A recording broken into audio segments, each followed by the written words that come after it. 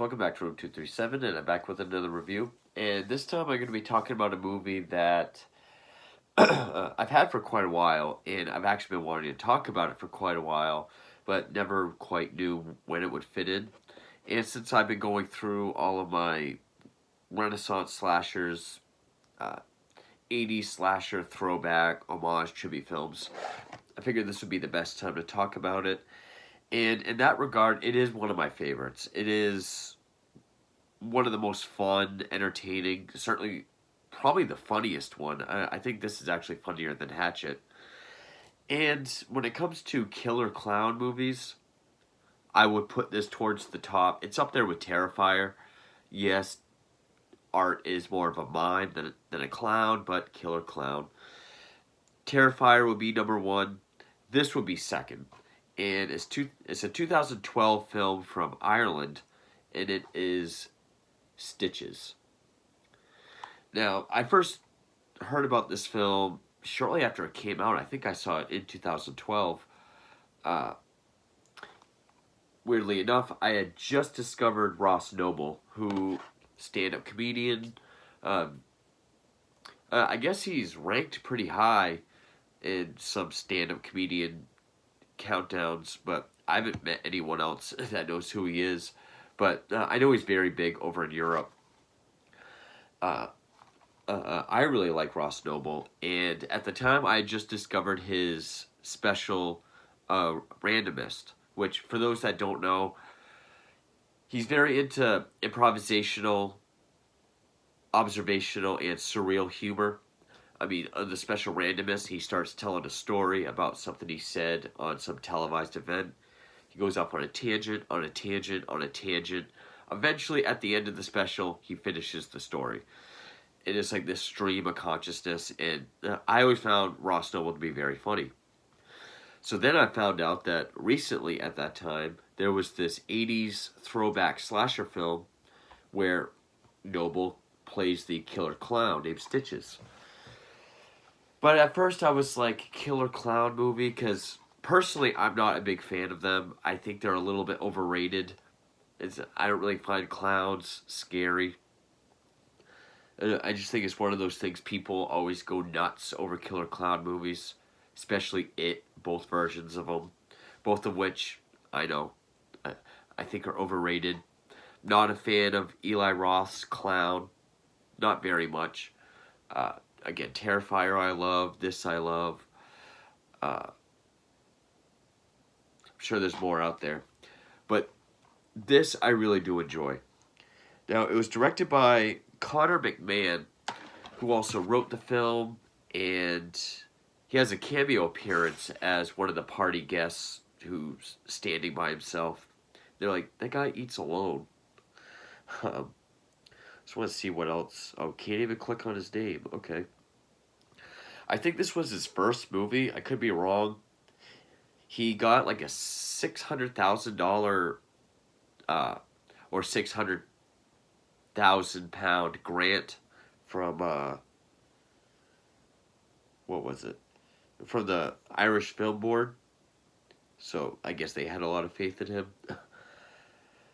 It also co-written by David O'Brien, stars Tommy Knight along with Ross Noble, Gemma Leah Devereaux, who I know has been in a lot of other things, Shane Murray Corcoran, Thomas Kane Byrne. I'm not sure how to pronounce this. Agan McQuinn, Rousen Barron, if I pronounce that correctly. Hugh Mulhern, John McDonald, Tommy Cullen, Lorna Dempsey, Gemma Kern, and Ryan Burke. Very big cast. Patrick Jordan did the cinematography, and Paul McDonald did the music. And this was put out by Dark Sky Films, who also put out Hatchet. And I do need to give special mention to the special makeup effects. The Bowsy Workshop did like the prosthetic effects, specifically Aoife Newton and Ben O'Connor, and the prosthetics look awesome. And that's one thing I love about this film is, you have some CGI, but the CGI is maybe like some blood spattering on a wall somewhere. Very limited scenes, but everything else is as practical as you can get. And specifically, the prosthetics look great. I mean, there's a scene where he like reaches down a kid's throat and pulls out a rabbit. I'll give context. And then he kicks the head off, and the prosthetics look awesome. Some of the best that I can think of. And this movie's very gory. I know that the director Connor McMahon, he's a big fan of movies like Bad Taste, Dead Alive, Evil Dead 2, and he's always wanted to make this horror comedy with over-the-top blood and gore. This one succeeds. And not only does it succeed in that, I mean, Hatchet really does feel like a Friday the 13th film, but I would say this one is definitely more inventive. And this really utilizes the idea of a killer clown. Because Stitches is supernatural, but the way he kills these kids are, like, has something to do with a clown. Like a trick umbrella, or, using a balloon pump, and, and I think it's a great way to actually utilize the theme of the killer. Also, he's kind of like the Crow because he died, then came back. We see him getting like stabbed in the throat and everything, and he's pretty much invincible until you find the one way to stop him. And it's very funny. And one thing I should mention that I haven't really mentioned in earlier reviews for these kind of Renaissance slashers is it's embracing the slasher genre in the films from the 80s. So you're gonna get a lot of humor. It's playing with the conventions. It's having fun with what it is. So there's almost always gonna be some sort of humor throughout. I mean, there are some serious ones like Terrifier or All the Boys Love Mandy Lane, but the Malevolence trilogy. But a lot of times, when it's really embracing everything about an 80s slasher, there's going to be a lot of humor. And this one is very funny. I mean, I would say it does have the same kind of pacing as Hatchet, where it does take quite a while before Stitches even comes back to life and starts killing. But there's plenty of humor throughout. The story is, Ross Noble plays Stitches, who, when he was alive in the beginning of the film, he's a complete degenerate clown. It opens up with him banging probably a hooker. He's late for the party. He's got this piece of shit car. He's all grungy. Probably, I think it's implying that he's hungover. He shows up and the mom is like, "You're late." He's like, oh, well, you're fucking ugly. And he's just doing all these terrible tricks and gags, like, instead of a puppet, he has, like, this poorly put together skeleton called Funny Bones that he can not do ventriloquism. And I guess Ross Noble, before he got into stand-up, he actually was a street performer that did a lot of juggling and umbrella tricks, so he was able to do all that in this. And this group of 6-year-old kids are just being bastards. They fuck with all of his tricks and his gags, and they talk shit to him. And eventually, one of the kids, Vinny, sneaks up behind him, ties his shoelaces together, so when they throw a soccer ball at him, he stumbles backwards, trips, and the dishwasher's open with a huge cutting knife face up, blade up. I don't know who does that. And he falls right on it, thus leading to one of the scars. He gets up, he pulls it out, and I mean, you got blood spurting out everywhere, all over the birthday boy, who's Tommy, or Tom. And then he goes to, like, stab him, but he slips, I think, on his own blood or something. He slips, the knife goes around, lands back in his eye again. So that's how he gets the X over his eye. Tom goes to the cemetery that night, and there's like this weird castle looking thing, staircase that goes down, and there's this clown ritual going on that he witnesses, and we see this clown cult that sort of gives us this thing that says a clown that doesn't finish a party can never rest in peace, and a joke is never as funny the second time. Oh, and also there's a thing about eggs, and I don't know if this is a real clown tradition, but they're all passing around this glass thing with an egg in it that has Stitch's facial design. They're all passing it around. Then we skip 6 years ahead. It's Tom's 16th birthday. So they were all 10, not 6. They were all 10. We have Tom, Vinny, Richie, Bulger, Paul, I think Sarah was her name, Kate.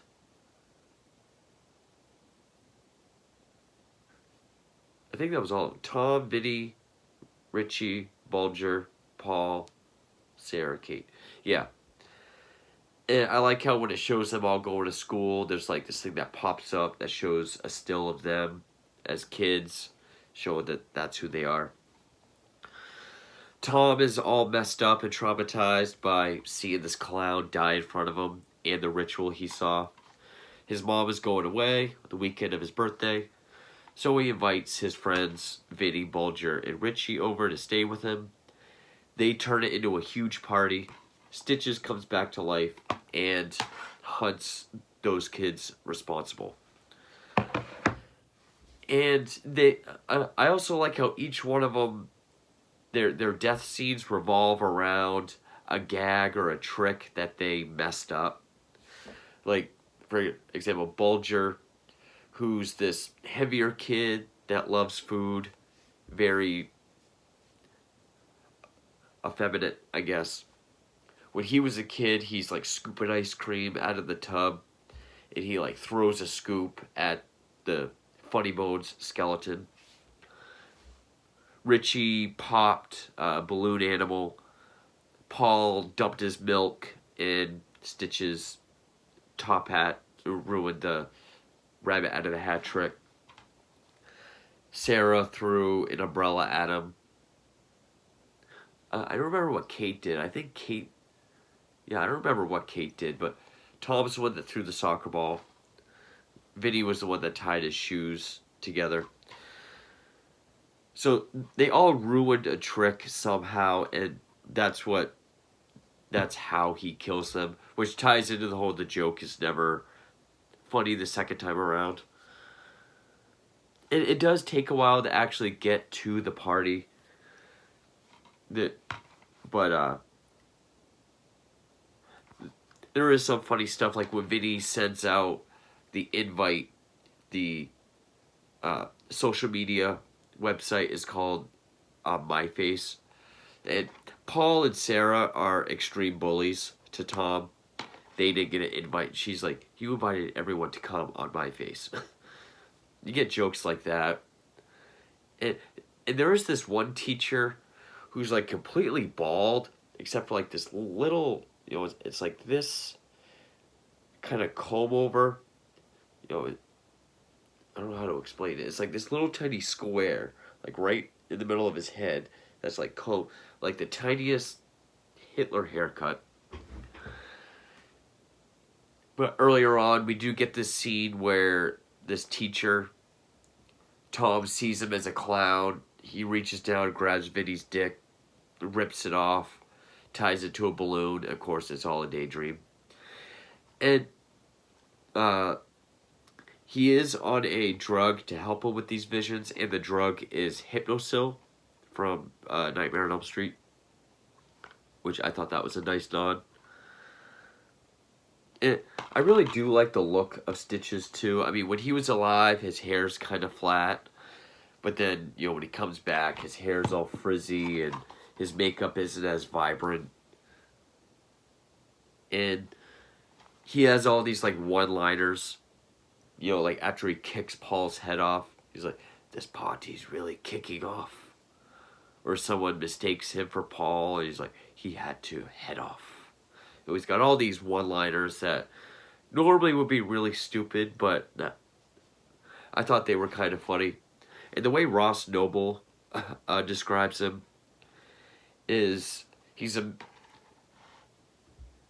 not like this he's a vengeful spirit, but he doesn't act like he's hell-bent on revenge. Ross Noble says he's more grumpy because he's been reawakened from his slumber. I do love the shot of when the party invitation blows into the cemetery, lands on his grave, and he sort of does this like Nosferatu kind of rising from the grave. And every death scene looks awesome. Most of them are in slow motion. You get all the sound design is really great, especially the one where one of them gets a balloon pumped to the back of the head, and he pumps it till their head gets bigger and bigger, then it explodes. It's the slow motion where you just see like the head kind of flap, the skin flapping around in slow mo, and just like the wet splattery sounds just goes on forever. So the sound design of the kills is great. The very cinematic slow motion look of the kills is also great. And a lot of the kills are pretty creative. I mean, spoilers if you haven't seen it, but if you like killer clown movies, you like these 80s slasher throwbacks, definitely check it out. Even if you're like a purist that thinks comedy does not belong in horror, still check it out. I mean, it's a killer clown movie. It's got to have some humor in it, which is something else I can say that Terrifier's super serious. Both, well, the old It has some humor in it, but it hasn't aged well. But really, like, the point of a clown is that they're bad at being funny. So to have all these really bad jokes, at least from Stitches, is funny. It's all well acted. The kills are great. They look great. So definitely check it out. Everyone knows that Tom is afraid of clowns. So Paul shows up as a clown to scare him. And yeah, Stitches shows up. He rips his ear off. And he's like, "So, you must have a hair in your throat." So he shoves his arm way down his throat, pulls out a rabbit, then kicks his head off. And you get the slow motion of the head flying, then super up close as it lands. And like it was like a koi pond or what. But and then it like cuts. We see Kate and Sarah talking together. Then it cuts back with it just like resurfacing. I don't remember the order, but I think Bulger's next. But this other supernatural thing that he can do is he can take his nose off, which when he does, his real nose is all rotted underneath, which I thought was a nice detail. But like, he takes his red nose off and he says, "Sniff about," and it's like this sentient nose that rolls and bounces like with this cute little noise all over the place. It finds the next victim. I have to say, Bulger's death is my favorite, even though I do like how they utilize the supernatural elements and do these deranged clown tricks. Really utilize the fact he is a clown. He's doing these very clown-like things to kill his victims. The most straightforward one, which is Bulger's, is actually my favorite. So, kind of contradictory, but it's also the way it's shot. I mean, the rest of the party is blasting. Uh, Cutting Crews just died in your arms tonight. Bulger's in the pantry, and again, he was the one that threw the ice cream with the scooper at the skeleton. So Stitches like grabs him, and he's like holding him, and he cuts through the top of his skull with a can opener, and then scoops parts of his brain out, puts it in a Tupperware to like glaze his blood all over it. While Just Die in Your Arms Tonight plays. Just, there's also this great like POV from inside his head. So it's like when he opens his head, you just see all black, and you just see Stitch's face. I love the shot at the end of that death, where it's like he's laying across him, and Stitches is just kind of like, looking over him to that song. Pretty sure her name is Sarah. I've almost thought I was wrong pretty much this whole time, but she probably has the most elaborate death, which is yeah, Sarah. She has the one with the most layers and probably some of the coolest effects, which is what she's able to kick him in the throat with her stiletto heel. We see it come out, and it's already healed. He throws an umbrella from behind, and we just see it come out her eye, and there's like the eyeball right in front of the camera. And as she like turns, we see the pupil, you know, I forget the word of dilate, but you know, we see the pupil become pinpointed, and then she falls back, lands on it, and we see her slide down the umbrella in slow motion with blood going everywhere. We see the eyeball come off the tip of the umbrella into her mouth closes, and then from above we see the umbrella open, and all this black just goes everywhere. So pretty elaborate. I love the slow motion of just like the eye way up close to the camera, then as she slides down it. I guess there is one pointless death, and that's with the cat. And I don't know if that was for humor or what.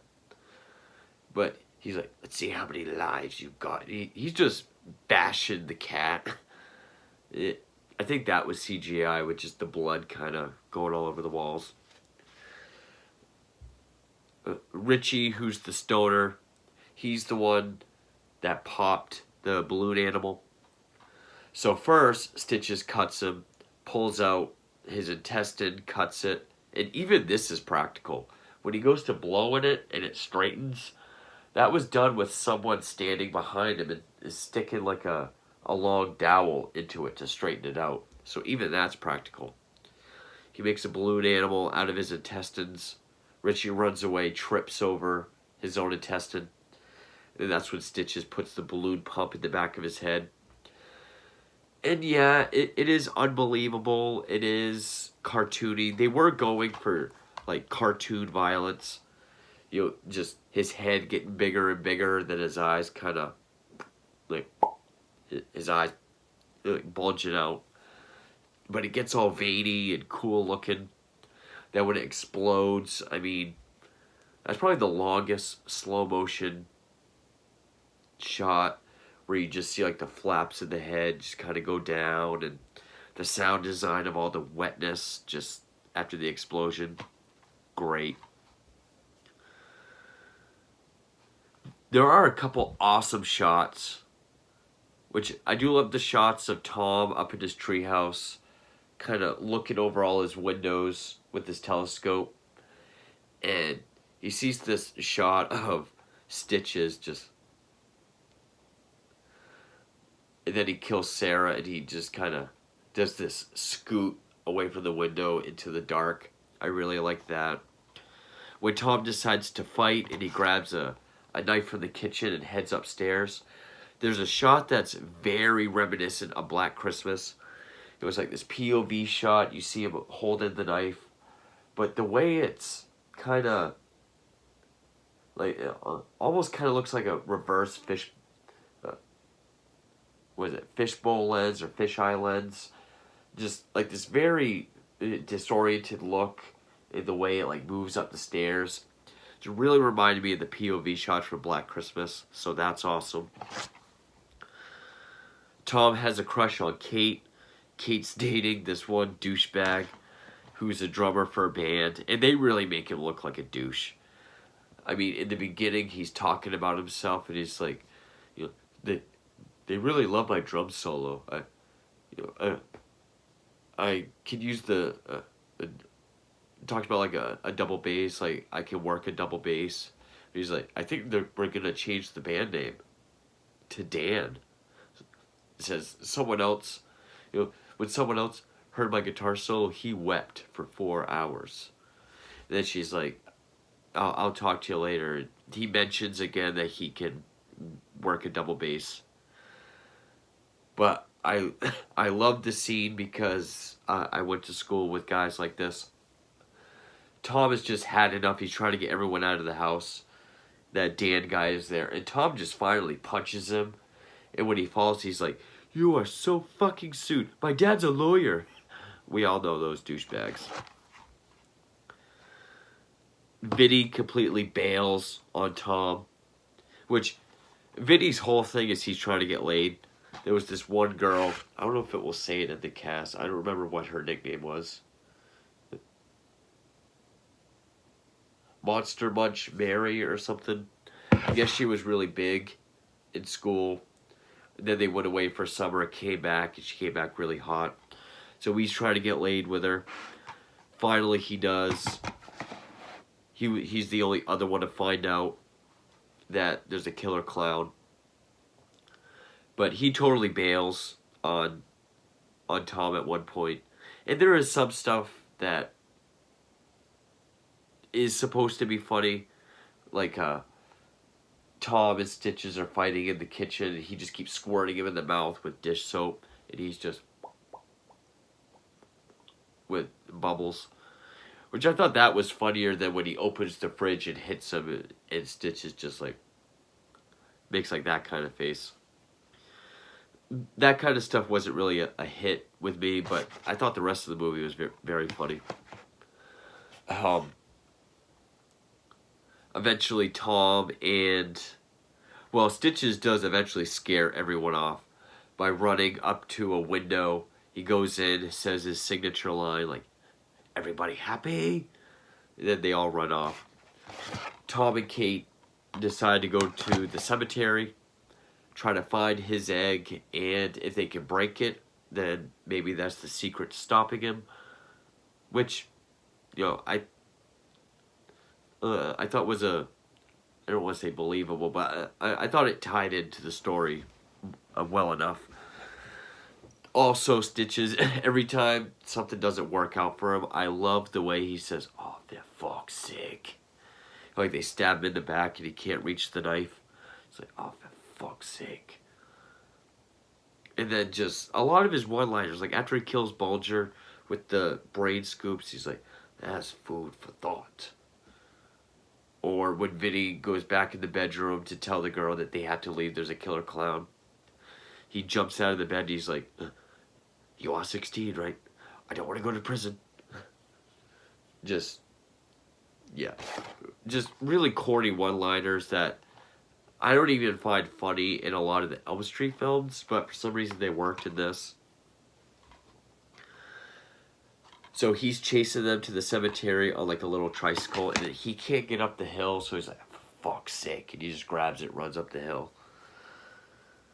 But eventually they do stop him the same way he died, which is Vinny then shows up, sneaks up behind him, ties the shoes together. But then when he trips, he goes to follow the egg, but his nose makes a bounce off of it. They stomp on his head. And I like the effects and the idea of how, since the egg broke, and that's kind of, I don't know how to word it, kind of thing that embodies who he is, like his power, We just see egg yolk coming out of his ears, his eyes, exploding out of the tips of the gloves, the shoes flying off with egg yolk. Like when he falls, he hits his head on a gravestone and it breaks and it's all pie frosting. I thought that was a great touch. Just adding more to the idea of, this supernatural killer clown. Also, like, after he kills Bulger, his gloves are all bloody. So he just, like, goes like this, then they turn white again. So Vinny, Kate, and Tom, they're the survivors. Tom and Kate are together.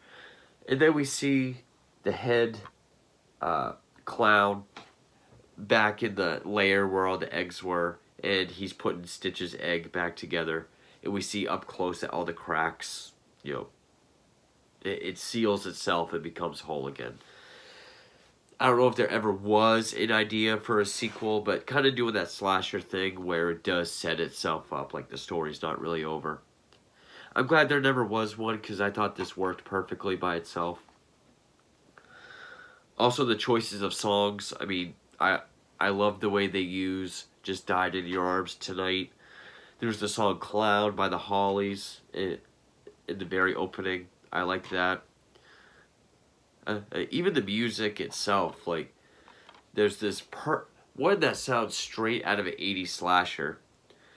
I think it's when they get to the cemetery and you see him walking, I think on like the power lines, and wind's just kind of blowing. It's also used during the main menu. I love that piece of music. And apart from his one-liners, he does also have like a sinister side. Like right before Vinny ties his shoes together, he's like, "What's funnier, the look on his face watching you die, or the look on your face watching him die?" So I did like that line. It's not all one-liners, and they saved it for the end, so I thought that worked. But yeah, I mean, so you had Paul, Bulger, Richie, Sarah. Yes, 4 death scenes plus Stitches. All are very over the top, bloody. I love the look of the blood. You go back to my Hatchet reviews. I said I kind of had a problem with the look of the blood or effects in each one except for the first one. I loved the look of the blood in this. Loved the look of the brains and the intestines, the quantity. I mean, it's very cartoony and over the top, but it fits the tone of the film. I mean, it does ride the line of horror comedy and comedy horror, but it is essentially a horror film, but with a lot of comedy, like Dead Alive. And every once in a while, I just pop this in, and I always have a blast with it. I thought it was very, very fun. I really like Ross Noble anyway, but I like the idea of just this a degenerate clown.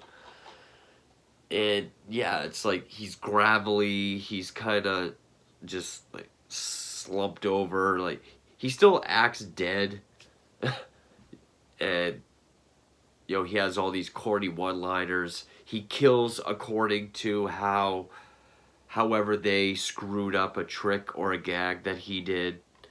The fact that they did utilize the clown aspect, like, it's not a killer clown movie just where someone gets stabbed or someone gets decapitated. He uses the balloon pump to blow their head up. He's able to make a rabbit appear out of their throat that he kicks their head off. But really use the idea of a clown and utilize everything that goes with that. The fact he can take his nose off to sniff out other victims. Just a whole lot of fun. I always loved this film. And yeah, I wouldn't say I'm a fan of killer clown movies or clown horror movies. I've always found them a tad overrated. I think a lot of people just love horror movies with clowns.